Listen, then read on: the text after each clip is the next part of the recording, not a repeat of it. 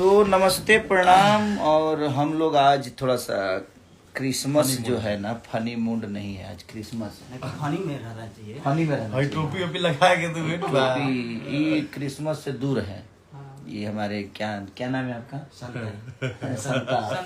संता कुंज।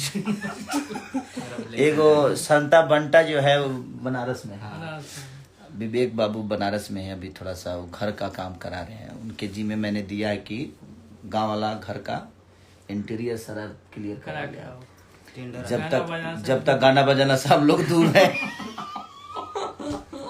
जब तक हम लोग गाना बजाना से दूर है तब तक विवेक जी आप अपना वो काम कराइए, प्लास्टर कराइए। और सोनू बाबू अभी थोड़ा सा इनको यहाँ का प्रॉपर्टी जो है वो सब क्लियर करा रहे हैं। अभी हम लोग खाली प्रॉपर्टी क्लियर करा रहे हैं। अभी कुल गाना बजाना और आप लोगों का प्यार आशीर्वाद जो खरबूजा को मिला है। वाह वाह वाह। हाँ? बताइए, नींबू के बाग में खरबूजा। वाह वाह करते ला तो खरबूजा का खरबूजा को जो आप लोगों ने मोहब्बत दिया है, आज 12, 14, 15 दिन में 35 मिलियन के आसपास है वो रील। करीब 6 लाख ओरिजिनल कम से कम